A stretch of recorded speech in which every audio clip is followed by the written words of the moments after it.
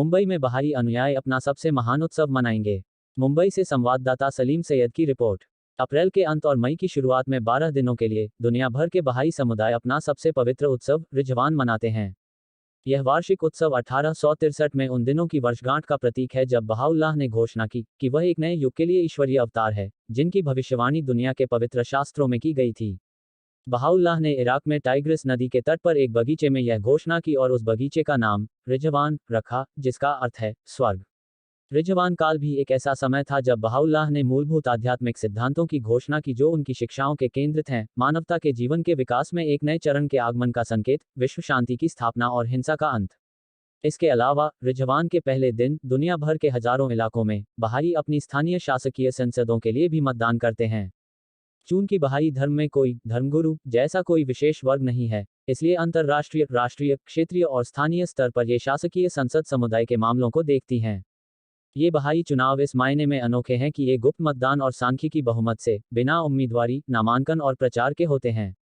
मतदान करते समय बहाई अनुयायी निर्विवाद निष्ठा, निस्वार्थ भक्ति, एक अच्छी तरह से प्रशिक्षित दिमाग, मान्यता प्राप्त क्षमता और परिपक्व अनुभव जैसे आवश्यक गुणों पर विचार करते हैं और आयु वितरण, विविधता और लिंग जैसे अन्य कारकों पर भी उचित ध्यान देते हैं। यह बहाई भक्तों के लिए सबसे पवित्र प्रक्रियाओं में से एक है, जब वे ईश्वरीय मार्गदर्शन प्राप्त करने के लिए प्रार्थनापूर्ण रवैये में ईश्वर की ओर मुड़ते हैं और उद्देश्य की शुद्धता, चेतना की स्वतंत्रता और हृदय की पवित्रता के साथ बहाई चुनावों में भाग लेते हैं। मुंबई का बहाई समुदाय दुनिया भर के 1 लाख से अधिक केंद्रों में सह धर्मवादियों के साथ अपना प्रीमियर उत्सव रिदवान, अपने धर्म के संस्थापक बहाउल्लाह की ऐतिहासिक घोषणा की वर्षगांठ मनाने में शामिल होता है।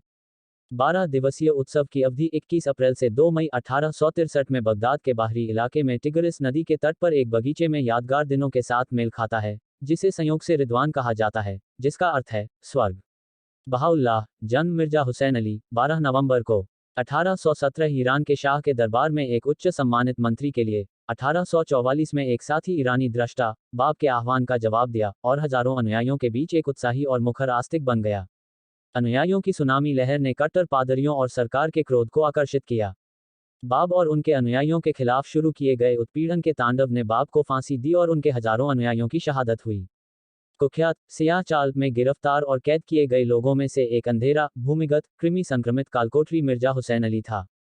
और यह उस काले गड्ढे में था कि मिर्जा हुसैन अली अन्य कैदियों के साथ जंजीरों में जकड़े हुए फांसी की प्रतीक्षा कर रहे थे कि उन्हें ईश्वर की अभिव्यक्ति के रूप में उनकी दिव्य पुकार मिली।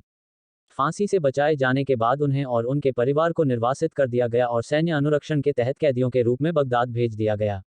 उनकी प्रसिद्धि और ज्ञान ने कई भक्त आत्माओं को आकर्षित किया और उनकी बढ़ती लोकप्रियता के कारण अधिकारियों ने उन्हें अधिक दूर, कम सुलभ स्थान कॉन्स्टेंटिनोपल में भेज दिया।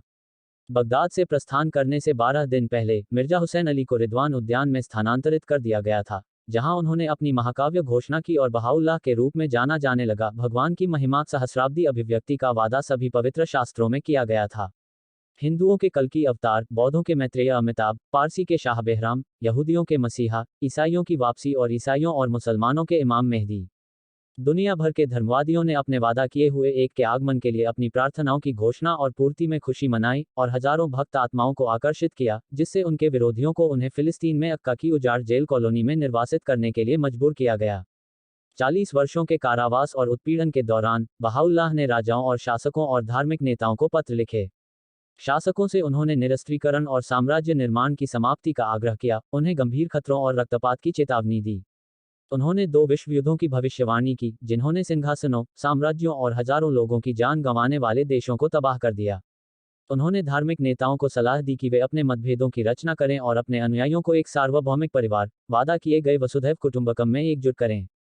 अतीत के रहस्योद्घाटन की शाश्वत शिक्षाओं को दोहराने के अलावा बहाउल्लाह ने एक दिव्य वास्तुकार की तरह विश्व संसद के साथ विश्व सरकार की एक प्रणाली निर्धारित की, विश्व सेना के साथ विश्व न्यायपालिका शांति सुनिश्चित करने के लिए राष्ट्रीय सेनाओं को निरर्थक बना दिया, जिससे व्यर्थ बजट की बचत हुई, राष्ट्रीय सेनाओं और हथियारों पर खर्च किया। उन्होंने एकता सुनिश्चित करने के लिए बहाई समुदाय के आध्यात्मिक प्रशासन की एक लोकतांत्रिक प्रणाली तैयार की। लोगों को बहाई धर्म की ओर आकर्षित करने वाली बात यह है कि बहाई बनने में वे अपने पुश्तैनी विश्वासों को नहीं छोड़ते हैं, बल्कि बहाउल्लाह को अपने संबंधित धर्मग्रंथों में से एक के रूप में मान्यता देते हैं। बहाई समुदाय में जाति, धर्म, राष्ट्रीयता, जातीयता की हर बोधगम्य पृष्ठभूमि के सदस्य शामिल हैं, जो 800 से अधिक भाषाओं में प्रेम की भाषा बोलते हैं।